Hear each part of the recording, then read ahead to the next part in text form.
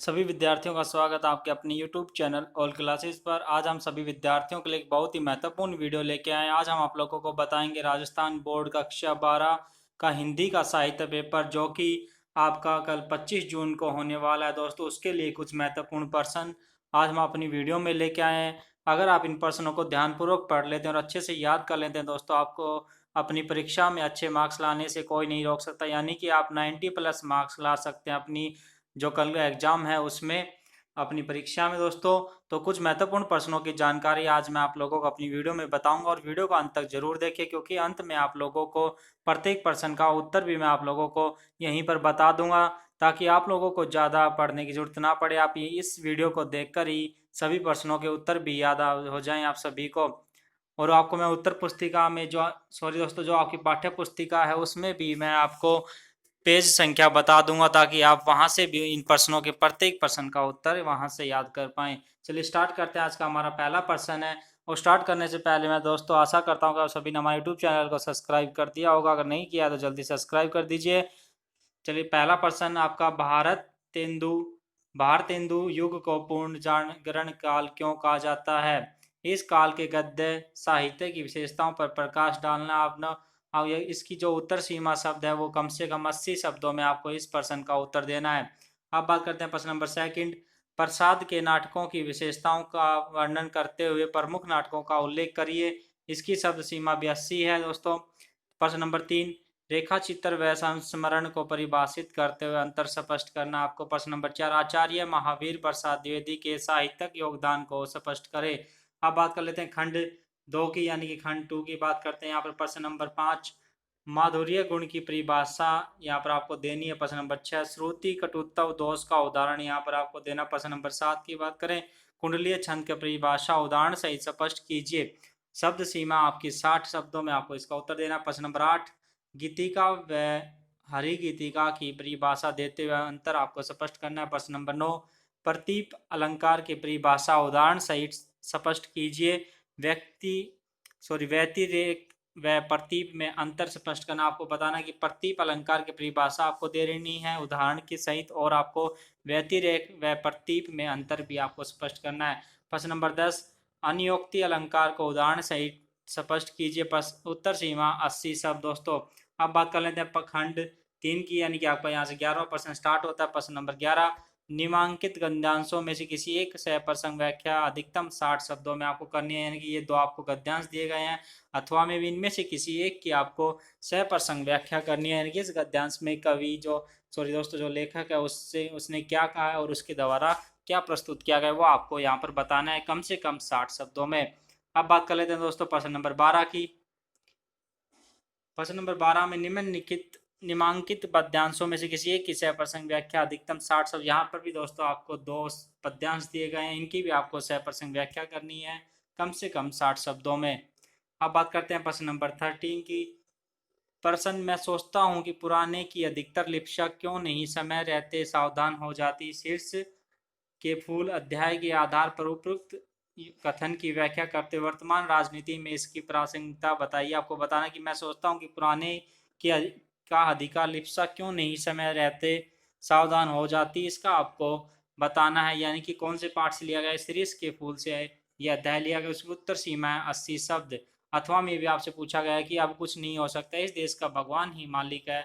आज देशवासियों की यह पंक्ति लेखक को क्यों झकझोर देती है, इस कथन के प्रति अपने मौलिक विचार आपको लिखने हैं।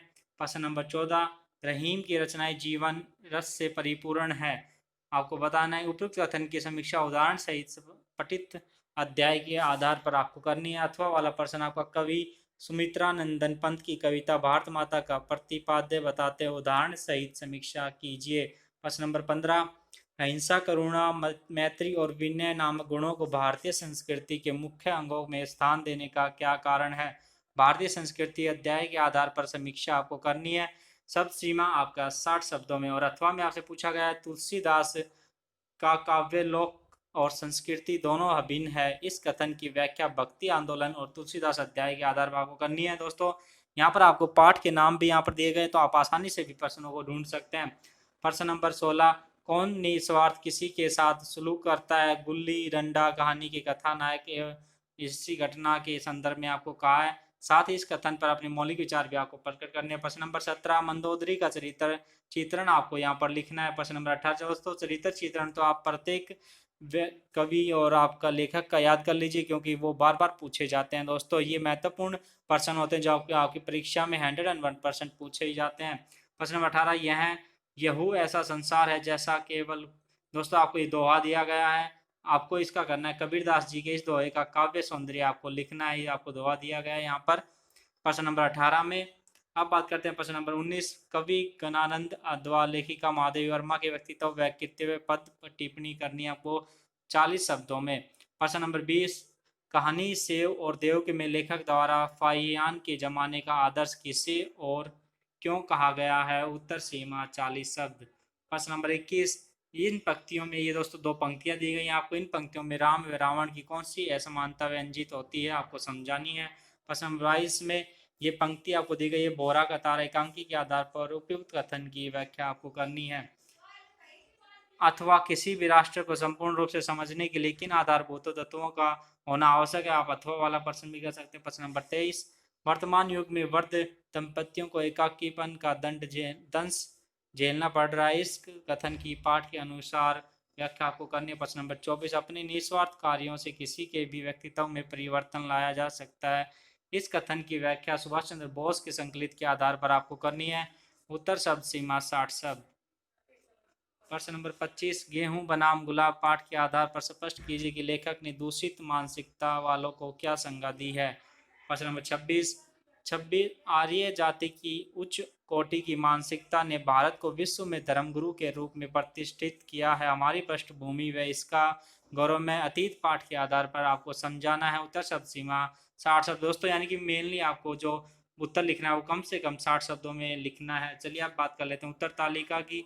यहाँ पर आपके प्रश्न खत्म होता है, आपको पहला प्रश्न का उत्तर यहाँ पर आप देख पा रहे होंगे, और इसका जो पाठ्य पुस्तक है वो भी पेज संख्या यहाँ पर आपको दी गई है, और पाठ्य पुस्तक का नाम भी यहाँ पर लिखा गया है कि हिंदी साहित्य का इतिहास, और पृष्ठ संख्या आपको 98 से लेकर 101 पेज पर आपको इसका उत्तर मिलेगा। यहाँ से भी आप इन सभी प्रश्नों का उत्तर देख सकते हो, और यहाँ पर आपको पेज और संख्या और यहाँ पर आपको अंक कि कौन से प्रश्न के लिए कितने अंक आपको मिलेंगे।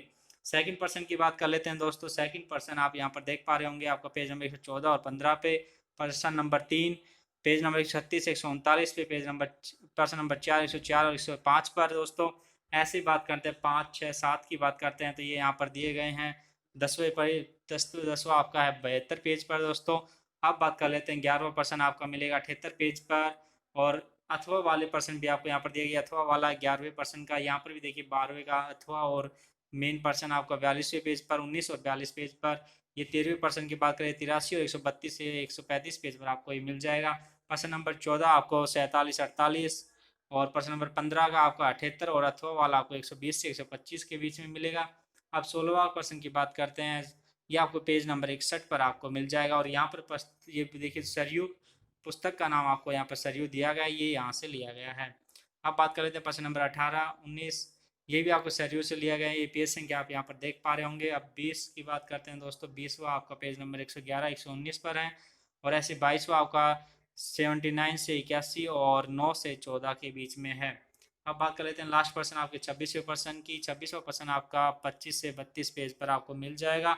यहाँ से भी आप इन उत्तरों को अच्छे से याद कर सकते हैं और अपनी उत्तर पुस्तिका में लिख सकते हैं। दोस्तों तो कुछ महत्वपूर्ण पर्सन थे, इस वीडियो को ध्यानपूर्वक पढ़िए और अपनी परीक्षा में अच्छे मार्क्स से पास हो जाइए। दोस्तों इससे पहले हमने 10वीं कक्षा के लिए भी महत्वपूर्ण वीडियोज़ डाली हैं, आपका मैथ का पेपर, संस्कृत का पेपर, और आपका दोस्तों जो पेपर बचे उन सभी की वीडियोस मैं डाल चुका हूं, तो सामाजिक विज्ञान के पेपर की वीडियो भी डाल चुका हूं, तो एक बार उन वीडियोस को भी ज़रूर देखें। जो 10वीं के विद्यार्थी हैं या अपनी भाई बहन हैं आपके छोटे, उनको ज़रूर बताएं और यूट्यूब चैनल के बारे में, और ज़्यादा से ज़्यादा वीडियो को शेयर करें, लाइक करें, और दोस्तों कॉमेंट करें कि आपको वीडियो कैसी लगी, आपके लिए फ़ायदेमंद है या नहीं दोस्तों।